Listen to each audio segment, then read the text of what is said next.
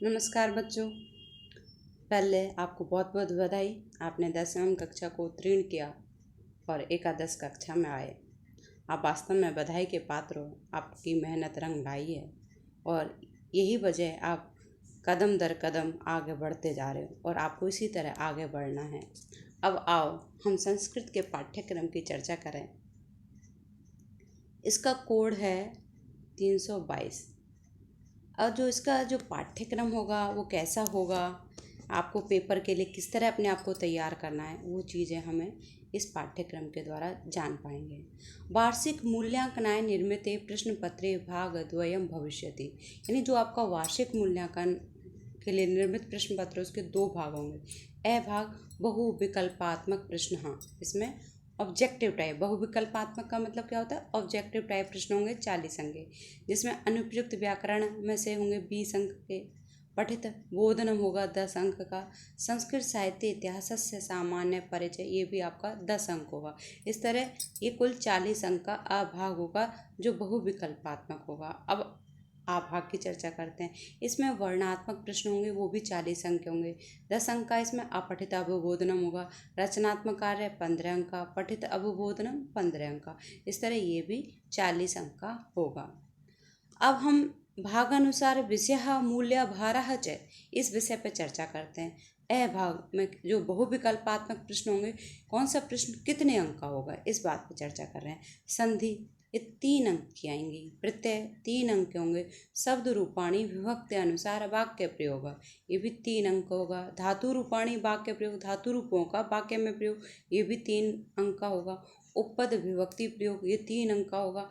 वाच्य परिवर्तन लट लकारे, ये भी 3 अंक का होगा, 2 अंक का होगा। तो आप जब इस अंक के योजना के अनुसार पढ़ाई करोगे तो आप ये ध्यान दे पाओगे कि हमें किस वस्तु का कितना अध्ययन करना है। तो भाषिक तत्व कार्य तत्वानी पाठाधारितानी, ये 6 अंक का होगा। ये पठित अवबोधनम में से। प्रसंग अनुसार पदानाम अर्थ लेखनम, यानी आपसे जो भी प्रसंग है उसके अनुसार पद का जो एक पद रेखांकित होगा उसका अर्थ लेखन होगा, ये भी 4 अंक का। इस तरह 10 अंक का हो गया पठित अवबोधन। फिर पूर्ण भार, संस्कृत साहित्य इतिहास से सामान्य परिचय पूछा जाएगा। उसमें क्या क्या पूछा जा सकता है आपसे? संस्कृत साहित्य तो बहुत विशाल है, लेकिन आप ऐसे कहाँ तक अध्ययन करोगे? तो इसलिए आपको ये ध्यान रखना है, संस्कृत शब्द से व्युत्पत्ति, वेद, उपनिषद, पुराण, रामायण, महाभारत, इनके विषय में आपसे पूछा जा सकता है। ये 4 अंक का होगा। गद्य काव्यम, पद काव्य के विषय में गद्य किसे कहते हैं, जैसे छंदोरहित रचना गद्यम भवति, छंदयुक्त रचना पद्यम भवति, इस तरह इनकी कोई भी विशेषताएं आपसे पूछी जा सकती है। नाटकम नाट्य तत्वानाम परिभाषा चयनम, नाटक में जैसे नेपथ्य होता है, नायक होता है, नायिका होती है, इनके विषय में कुछ भी आपसे पूछा जा सकता है। ये 3 अंक का होगा। इस तरह ये जो संस्कृत साहित्य का इतिहास है वो 10 अंक का आएगा। और हमने ये देखा अ भाग जो है वो 40 अंक का होगा। अब आ भाग में कौन सी चीज़ कितने अंक की आएगी, एक बार इस पर भी चर्चा कर लेते हैं। जैसे गद्यांश आएगा आपको अपठित अवबोधन, इसमें आपसे लघुत्तरात्मक, पूर्ण वाक्यात्मक और भाषा निर्देशात्मक हैं वो प्रश्न पूछे जाएंगे। और इस तरह जो अपठितांश होगा आपका वो भी 10 अंक का होगा। और आपने जैसे कि पहले भी 9th और 10th में भी अपठितांश करें, सामान्य रूप से वैसा ही अपठितांश आता है, थोड़ा सा वो बढ़ जाता है, लेकिन प्रश्न और उत्तर देने का तरीका लगभग वही है। रचनात्मक कार्य, इसमें आपको औपचारिक और अनौपचारिक पत्र आएंगे, ये निबंधात्मक होगा। और ये मंजूषा या सहायता पूर्ण पत्रम लिखनी है, हो सकता है आपसे मंजूषा नीचे दे रखी होगी, उसकी सहायता से पूरा पत्र लिखने को कहा जा सकता है। लघु कथायाम वार्तालापे रिक्त स्थान पूर्ति, एक लघु कथा दे रखी होगी और नीचे मंजूषा और उसके हिसाब से उसको पूर्ति करनी होगी। अथवा में वार्तालाप आ सकता है, जैसे कि आप 9th 10th में संवाद करते आ रहे हो, वैसे ये भी निबंधात्मक या पूर्ण वाक्यात्मक होगा। और फिर अगला क्या चीज़ हो सकती है इसमें, हिंदी आंग्ल भाषा था संस्कृत इन अनुवाद है, यानी आपको हिंदी में 5 वाक्य दे रखे होंगे, इनके संस्कृत बनानी होगी, तो ये आपका 5 नंबर का इस तरह हो जाएगा। फिर पठित अवबोधनम में क्या आएगा, एक गद्यांश आएगा, एक पद्यांश और एक नाट्य, क्योंकि तीनों में एक ही तरह के प्रश्न आएंगे। अति लघुत्रात्मक, पूर्ण वाक्यात्मक। अति लघुत्रात्मक में होता है एक पदेन, यानी एक पद में ही उत्तर देना है। फिर पूर्ण वाक्यात्मक होंगे, इसमें आपको पूर्ण रूप से उसका उत्तर देना पूर्ण वाक्य में। ऐसे ही नाट्यांश में होगा, तो ये आपको कुल ऐसे 3 इसके मतलब नंबर हो गए आपके। फिर भावार्थ लेखनम अथवा शुद्ध भावार्थ चयनम। एक कोई पंक्ति दे दी, भाई इसका भावार्थ बताओ, वही विकल्पात्मक मतलब पूरी पंक्ति देनी होगी आपको, और इस तरह ये पूर्ण वाक्यात्मक हो गया। रिक्त स्थान दे रखे होंगे वहाँ आपको भरने होंगे। अन्वय भावार्थ, अन्वय हो सकता है अथवा भावार्थ हो सकता है। फिर अगला प्रश्न है आपका वाक्यार्थ संयोजनम, यानी जो वाक्य अर्थानाम संयोजनम का मतलब है आपको वाक्य से संबंधित जो अर्थ है उसका आपस में मिलान करना होगा। क भाग का ख भाग से मिलान करना होगा। फिर हम आगे चलते हैं पूरे प्रश्न पत्र पर। अब हमने ये तो जान लिया कि इतने नंबर की आएगी संधि, इतने नंबर के प्रत्यय आएंगे, फिर संधि कौन कौन सी आएंगी, प्रत्यय कौन कौन से आएंगे, इस पर हम चर्चा कर लेते हैं। आपका जो होगा प्रश्न पत्र 3 घंटे का हो रहा, त्रयम का मतलब होता है 3 घंटे का होगा, और इसमें अ भाग बहुविकल्पात्मक होगा, 40 अंक का होगा। 2 भाग बता दिए। अस्मिन् प्रश्न पत्रे भाग द्वयम भविष्यति, 2 भाग होंगे, जिसमें से जो पहला भाग होगा बहुविकल्पात्मक 40 अंक का होगा। भाग आ ये वर्णात्मक होगा, ये भी 40 अंक का होगा। फिर ई भाग जो होगा आंतरिक मूल्यांकनम, ये 20 अंक का होगा। फिर बहुविकल्पात्मक प्रश्न कैसे कैसे पूछे जाएंगे। संधि होंगी, पाठ्य पुस्तक के उपयुक्त पदानाम संधि विच्छेद संधिकरणम च, इसमें भी विशेष रूप से स्वर संधि, स्वर संधि में विगुण वृद्धि यण आयादि प्रकृति भाव, 7 इसके 6 भेद हैं, इनमें से आपको 5 पूछी जा रही हैं। और व्यंजन संधि में भी सुचुत जसत और अनुसार पर सवर्ण पूछी जाएगी। इन्हीं के उदाहरण आपको करने जो आपके पाठों से संबंधित आए हैं। विसर्ग संधि में उत्व होना, ऋत्व होना, लोप, विसर्ग स्थाने सकार। फिर हम चर्चा करते हैं प्रत्ययों की। प्रत्यय में आपके कौन कौन से आएंगे, कत, कतवतु, तव्यत और अनियर। फिर हम आते हैं शब्द रूपाणी। इसमें क्या होगा, विभक्ति अनुसार प्रयोग है, यानी विभक्ति के अनुसार, जैसे कर्मणि द्वितीया, सहसाकम सार्धम योग्य तृतीया, तो इस तरह विभक्ति के अनुसार वाक्य का प्रयोग, ये आपको देखना है। अब शब्द रूप कौन कौन से आएंगे, जैसे बालक है, फल है, रमा, कवि, मति, बारी, नदी, शिशु, धेनु, मधु, प्रति, मातृ एवं समांतर प्रयोग। हलंता में राजन, भवत, आत्मन, विध्वंस है, वाच एवं समांतर प्रयोग होगा। सर्वनाम शब्दों में सर्व, तत्, किम, इदम, त्रिशूलिंगेशु, अस्मद, युष्मद, संख्यावाचक शब्द एक संख्यात है, पंच संख्या पर्यंतम, त्रिशूल। बेटा ये सब आप करते आ रहे हो 9th 10th में, ये सारी चीज़ आपने पढ़ी हुई है। जैसे बालक, फल, रमा के शब्द रूप तो आपने कभी मति के तो 6ठी क्लास से ही पढ़ रहे हो। धातु रूपाणी लट, लिट, लोट, लंग, विधिलिंग, यानी हमारे 5 लकार मुख्य रूप से, इन्हीं को धातु रूपों को परस्मैपदी, आत्मनेपदी और उभयपदी में याद करना है। भू, गम, पा, स्था, दृश्य, अश, घ्रा, श्रु, नृत्य, स्पर्श, कथ, ये परस्मैपदी की धातुएं हैं। आत्मनेपदी की हैं लब, सेब, याच, ये 3 ही धातुएं याद करनी है। तो ये ऐसा नहीं है आत्मनेपदी में बहुत है, पर आपको ये 3 ही करनी है, और परस्मैपदी में ये, उभयपदी में क्री, ह्री, ग्री, शक। उपपद विभक्ति प्रयोग आएगा, जैसा अभी थोड़ी देर पहले बताया, 3 अंक का होगा। सामान्य वाच्य परिवर्तन, ये आपने 10वीं कक्षा में भी किया होगा, कृत्यवाच्य, कर्मवाच्य और भाववाच्य, लेकिन इनके प्रयोग लट लकार में ही आएंगे। अशुद्धि संशोधन, वचन से संबंधित हो सकती है, पुरुष से संबंधित विभक्ति काल आधारित। अब हम आते हैं भाषिक कार्य की ओर। भाषिक कार्य में विशेषण विशेष से, जैसे पठिता विबोधनम में भी होता है या अपठिता विबोधनम में भी होते हैं। पर्यायवाची पूछ लिया आपसे, विलोमादि चयनम पूछ लिया, वाक्य कृति क्रियापद चयनम पूछ लिया जाता है। सर्वनाम स्थान संज्ञा प्रयोग, उपयुक्त सर्वनाम शब्द की संज्ञा के लिए आया है। प्रदत्त पंक्तिषु प्रसंगानुसार पदानाम अर्थ लेखनम, यानी आप एक पंक्ति दे दी, उसमें एक पद को रेखांकित कर दिया, इसका क्या अर्थ इन विकल्पात्मक उसमें दे रखा है, इस तरह पूछा जाएगा।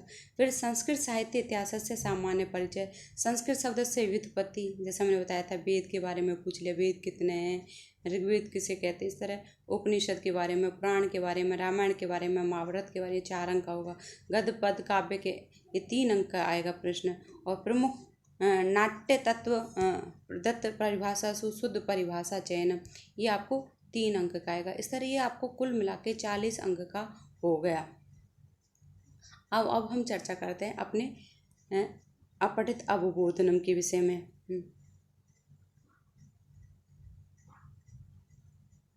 अपठित अवबोधनम में जैसे हमने यहाँ पे विस्तार से बताया जा रहा है फिर से, क्योंकि वो वर्णात्मक प्रश्न किस तरह आएंगे। इसमें एक पदेन होंगे, पूर्ण वाक्यन होंगे, समुचित शीर्षक लेखनम होगा, वाक्य कर्ता क्रिया पद चयनम, सर्वनाम स्थाने संज्ञा प्रयोग होगा, विशेषण विशेष से ये विशेषण शब्द किसके लिए आया, इसका विशेष्य क्या है, इसका पर्यायवाची क्या है, ब्लूम पद चयनम, इस तरह के। तो आपको इन बातों का ध्यान रखना है कि हमें करना क्या है। रचनात्मक कार्य में आपसे औपचारिक और अनौपचारिक पत्र हो सकते हैं, प्रार्थना पत्र होगा, फिर मंजूषा सहायता पूर्ण पत्र लेखनी हो सकता है, फिर लघु कथा, शब्द सूची साइन, रिक्त स्थान पूर्ति माध्यम, वार्तालाप एक पक्ष पूर्णम, वार्तालाप दे रखा, संवाद, उसमें एक पंक्ति दे रखी है, दूसरी पंक्ति आपको पूरी करनी होगी। हिंदी भाषा या आंग्ल भाषा या लिखिता नाम पंच सरल वाक्या नाम, संस्कृत भाषा या अनुवाद हो सकता है।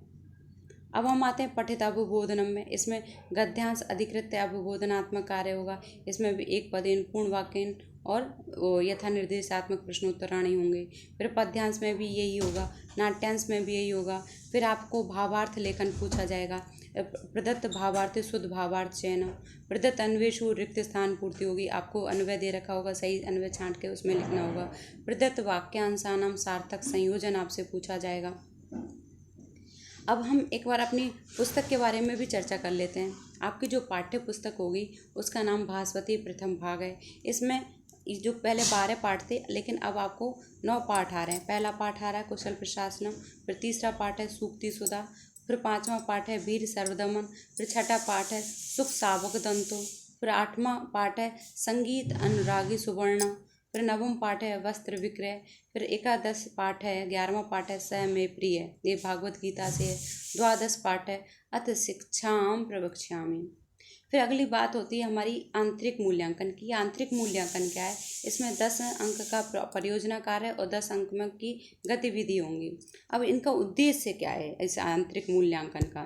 इसका उद्देश्य है छात्राणाम विविध जीवन कौशलानाम विकास, आपके जीवन कौशल का विकास करना। छात्रः समाज से विविध समस्या ज्ञात्वा समाधाने समार्थ सहयोग, गवेषणात्मक चिंतन शक्ति विकास है। संस्कृत जगत समस्यानाम सम्मुखीकरणम, जो संस्कृत जगत के सामने समस्या आ रहे हैं उनका सम्मुखीकरण। छात्राणाम सृजनात्मक क्षमताया विकास है। श्रवण भाषण पठन लेखन कौशलानाम विकास, आपको सुनने की संस्कृत को, उसको बोलने की, उसको पढ़ने की, उसको लिखने का आपका कौशल विकसित हो। इस सब का उद्देश्य यही है। तो आपको 10 अंक का ये परियोजना कार्य करना है। इसके विषय में हम आपको बता देंगे इसमें क्या क्या है। इसके बारे में भी हम यहाँ पे विस्तार से चर्चा करेंगे कि आपके परियोजना कार्य और गतिविधि में क्या हो सकता है। अब इनका उद्देश्य क्या है, अब यहाँ भी हमने इनके बारे में जैसे छात्राणाम विविध जीवन कौशलानाम विकास ये हमने देख ही लिया था। इस परियोजना कार्य में क्या होगा, जैसे मिथ्या वार्ता या दुष्प्रभाव, जैसे अगर आप फेक न्यूज़ देखते हो यूट्यूब वगैरह पे, तो उसके विषय में निर्देश क्या होंगे, सत्र आरंभ ये विषय सूचनीय, हम मतलब पहले ही बता देंगे अभी इसमें आपके। फिर अध्ययन अंतर्जाल से उपयोगिता, संस्कृत व्यवहार भाषा कर्तुम, इनके क्या, अब देखिए हाँ, आपको हम क्या क्या चीज़ देखेंगे आपके, ये यहाँ पे देखिए मौलिक बिंदु क्या होने चाहिए आपके, उसमें मौलिकता होनी चाहिए, आपने खुद लिखा हो, विषय संबद्धता हो, शुद्धता हो, समयबद्धता हो, एक निश्चित समय के अंदर वो कार्य करना है। यदि आप निश्चित समय के अंदर कार्य नहीं करते हो तो उसका जो उद्देश्य है वो ख़त्म हो जाता है। जैसे वही वाली बात है, भूख लगी और खाना ना मिला तो भोजन का क्या अर्थ है, ऐसे ही इसका है। तो हमारे क्या क्या टॉपिक हो सकते हैं इसमें, सोशल मीडिया इति से सदुपयोग, भारतीय संस्कृतौ वैज्ञानिक चिंतनम, स्वक्षेत्रे यजमान स्वक्षेत्रज मानस्य प्रदूषणस्य निराकरण समाधानश्च, स्वक्षेत्रस्य स्वच्छ भारताभियान स्थिति, संस्कृत अध्ययन प्रति छात्राणाम उदासीनताया कारणम, उन्नति कारण उपाय, मतलब उसकी उन्नति के विषय में सोचे क्यों वो उदासीन है। आयुष्मान भारतम इति सर्वकरीय योजनाया विषय लाभार्थी नाम जागरूकताया विश्लेषणम, ये भारत सरकार ने जो एक आयुष्मान योजना चलाई है तो उसका कौन कौन उसके लाभार्थी हैं उसके विषय में लोगों को जागरूक करना। तो यहाँ पे जो है, यहाँ पे आपका प्रस्तुतिकरण भी देखा जाएगा। इसमें इन विषयों पे हम बातचीत कर चुके हैं। किंचित छात्र संस्कृतेन लिखितुं कष्टम् अनुभवन्ति, एतदधिकरण सहायकरणीयं, परियोजना कार्याणि विवरणं सप्रमाणम सुरक्षित स्थापनीय। ये तो हमारा काम है कि जैसे आपने कोई परियोजना कार्य बनाया, हम उसको सुरक्षित रखेंगे, जिससे कोई आए तो उसको हम दिखा सकें हमारे बच्चे इतने अच्छे से कार्य कर रहे हैं। अब इसका और क्या उद्देश्य है? आपके श्रवण भाषण कौशल का विकास है। जैसे हमने आपसे कोई कथा सुन ली, संस्कृत में संवाद करा लिया, भाषण करा लिया, कोई नाटक आपसे करवाया, कोई वार्ता करवाई, आशु भाषणम, यानी कोई टॉपिक दे दिया तुरंत उसको बोलना है आपको। वार्तावली यानी समूह चर्चा, संस्कृत गीतानी हो सकते हैं, श्लोकोच्चारण हो सकता है। तो इस सब ये हम आप जैसे इसके लिए आप यहाँ पे जैसे दूरदर्शन वगैरह की भी मदद ले सकते हो कि कैसे वो लोग प्रस्तुतिकरण कर रहे हैं। तो ऐसा जब आप कर रहे होंगे तो हम आपके उच्चारण को देखेंगे, शुद्धता को, समयबद्धता को, प्रस्तुतिकरण, आरोह अवरोह, गति इति प्रयोग देखेंगे। लेखन कौशल का विकास करने के लिए ये सब किया जा रहा है, जिससे आप विविध विषयान अद्वितीय मौलिक लेखन कर सको। जैसे माता पिता, गुरु, पर्यावरण, विद्या, योग, समस्या सदुपयोग, अनुशासनम इत्यादि है। ऐसे मतलब आपको कोई टॉपिक दे दिए जाएंगे जिसको आपको लिखना होगा। तो ये लेखन कार्य कैसा होगा? दैनिक नंदिनी लेखनम, यानी जो आप डायरी लिखते हो, संकेत आधारित कथा लेखनम, और इनका इसमें क्या करना है आपको? यथाशक्ति कक्षायाम लेखन कुरिया, मतलब अपनी कक्षा में आपको लेखन कार्य कर सको।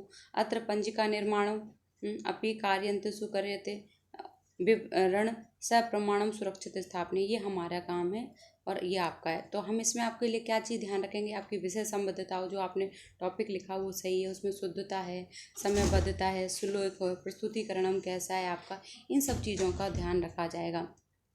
तो ये सब तभी हो पाएगा जब आप इन चीज़ों का निरंतर अभ्यास करोगे। अब हम तो ये सारी चीज़ें आपको ध्यान रखने योग्य थी, आपने सब पे ध्यान दिया। और आपकी जो पुस्तक है, आपकी पहली पुस्तक है जैसे भास्वती, प्रथम भाग है, एक भास्वती भाग द्वितीय, ये 12वीं कक्षा के लिए आपकी भास्वती भाग प्रथम है। व्याकरण सौरभम है, ये भी राष्ट्रीय शैक्षिक अनुसंधान परिषद द्वारा प्रकाशित है। रचना अनुवाद कौमुदी एक सहायक पुस्तक है, जो आपकी शब्द रूप, धातु रूप, उपद विभक्ति नियम इनके लिए काम आ सकती है, जो कि कपिल द्विवेदी द्वारा लिखित है। और भी कोई आप ले सकते हो जो आपको उचित लग रही है। आप अपनी छोटी क्लासों की किताबें इसमें आपको मदद कर सकती है, जो 6ठी 7वीं 8वीं 9वीं 10वीं तक पढ़ी है।